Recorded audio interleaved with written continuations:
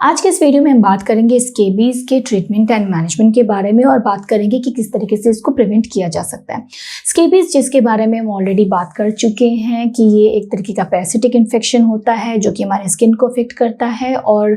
जो affected skin होती है वहाँ पे बहुत ज़्यादा इचिंग यानी कि खुजली की समस्या होती है, वहाँ पे पैचेस या फिर चकत्ते पड़ जाते हैं जिसको कि आम बोलचाल की भाषा में खाज भी कहा जाता है।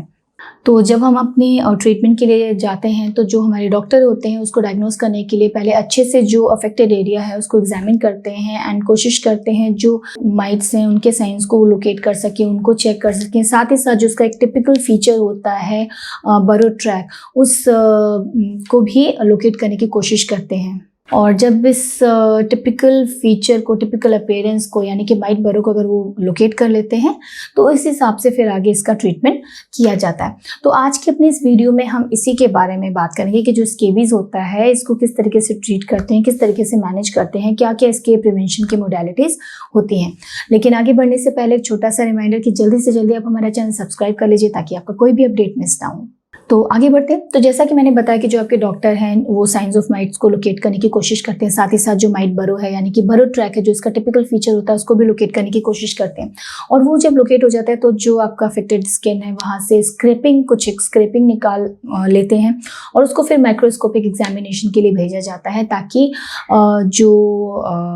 Presence of mites and eggs हैं वो वहाँ पे देखा जा सके और कंफर्म किया जा सके डायग्नोसिस को। तो अब बात करते हैं इसके ट्रीटमेंट के बारे में यानी कि उपचार के बारे में। तो जो हमारे स्केबीज का ट्रीटमेंट का मेन मोटिव होता है ये होता है कि जो इन्फेस्टेशन है, जो पैरासिटिक इन्फेस्टेशन है उसको अच्छे से ख़त्म किया जा सके, एलिमिनेट किया जा सके। तो बहुत सारे ऐसे लोशंस और क्रीम्स हैं जो कि मेडिकेटेड होते हैं और जिसके द्वारा ही आपके डॉक्टर इस कंडीशन को ट्रीट करते हैं मोस्ट कॉमनली। अगर ज़रूरत पड़ती है तो ओरली भी कई सारी दवाइयों को इस्तेमाल किया जाता है या फिर कॉम्बिनेशन भी यूज़ किया जाता है। तो जो क्रीम्स और लोशंस होते हैं जो कि मेडिकेटेड होते हैं और स्केबीज के जो इन्फेस्टेशन उसको ख़त्म करने के लिए यूज़ किया जाता है तो इसमें सबसे पहले जो आपके डॉक्टर एडवाइस करते हैं वो ये कहते हैं कि जो अफेक्टेड एरिया है सिर्फ वहीं पे नहीं बल्कि आपकी जो पूरी बॉडी है आपको अपनी पूरी बॉडी पे उस क्रीम या लोशन का इस्तेमाल करना होता है और उसको कम से कम 8 से 10 घंटे के लिए छोड़ना होता है ताकि जो दवाई है वो अच्छे से आपकी पूरी स्किन को कवर अप करे, अच्छे से जो आपके माइट्स हैं उसको ख़त्म करे, उसके लेग्स को, उसके जो एग्स हैं उसको डिस्ट्रॉय कर सके। और इस ट्रीटमेंट में अगर मान लीजिए कि दोबारा से अगर जो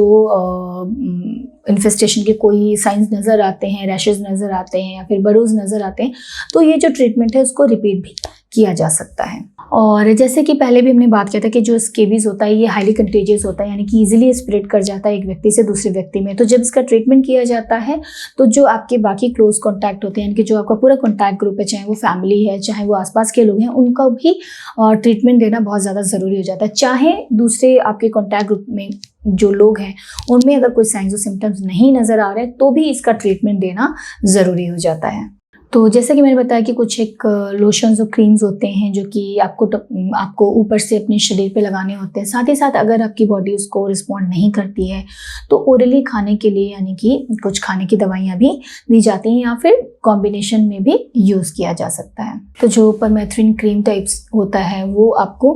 टॉपिकली लगाने के लिए कहा जा सकता है। वहीं पर आइवरमेक्टिन जैसे जो दवाइयाँ हैं वो सीवियर कंडीशन में यूज़ की जा सकती हैं, लाइक क्रस्टेड स्केबीज है या फिर आपकी बॉडी नॉर्मल लोशन जो क्रीम्स को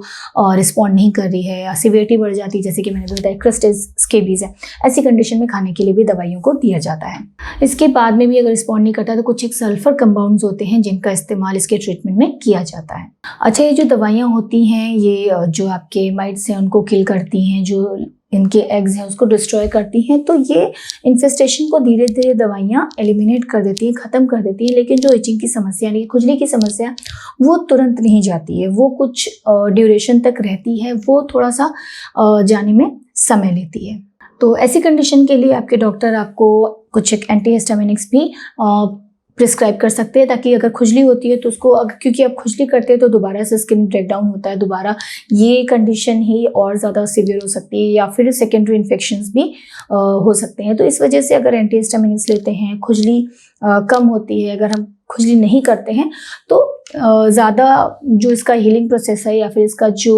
ओवरऑल जो कंडीशन है उसको ट्रीट होने में ज़्यादा आसानी रहती है। तो अगर हम बात करते हैं कि कौन से प्रिवेंटिव मेजर्स हैं जिसको कि हम ट्रीटमेंट मैनेजमेंट के साथ में इस्तेमाल कर सकते हैं, तो सबसे पहले तो जितने भी आपके कपड़े हैं या फिर लिनन है जो कि आपकी जो शेयरिंग हुई होगी जिसकी, उन सारे कपड़ों को अच्छे गर्म और सोपी पानी से धोना चाहिए। साथ ही साथ उनको अच्छे हाई हीट के साथ ड्राई करना चाहिए ताकि जितने भी उसमें माइट्स हैं वो ख़त्म हो जाए, वो नष्ट हो जाए, उनके एग्स जो हैं वो नष्ट हो जाएं। साथ ही साथ जो चीज़ें जिनको वॉश नहीं किया जा सकता, इस तरीके से क्लीन नहीं किया जा सकता, उनको कोशिश करें कि अच्छे से रैप करके कहीं पे ड्राई और कूल जगह पे रख दें ताकि उसमें फर्दर ग्रोथ ना हो और आफ्टर सम टाइम जब वो माइट्स उनको फीड नहीं मिलेगा तो वो अपने आप से ही वो नष्ट हो जाते हैं, ख़त्म हो जाते हैं। उसके अलावा जो आपकी स्किन है उसको ठंडा मतलब कूल एनवायरनमेंट दें, उसको सोक करके थोड़ा सा रख सकते हैं। उसके अलावा जो मॉइस्चराइजिंग लोशंस होते हैं वो यूज़ कर सकते हैं जो कि आपके स्किन को सूद करें, तो उस तरीके के जो सूदिंग मॉइस्चराइजिंग लोशंस होते हैं उनका इस्तेमाल कर सकते हैं। साथ ही साथ जैसा कि मैंने अभी आपको बताया था कि जो खुजली की समस्या है उसको शांत करने के लिए एंटीहिस्टामिनिक्स का भी इस्तेमाल किया जा सकता है। तो ये सारे वो ट्रीटमेंट एंड मैनेजमेंट के तरीके हैं जिसको अपनाकर हम स्केबीज का ट्रीटमेंट कर सकते हैं। वो ये प्रिवेंटिव कुछ एक मेजर्स हैं जिनको कि हम मैनेजमेंट ट्रीटमेंट के साथ में इस्तेमाल कर सकते हैं ताकि जो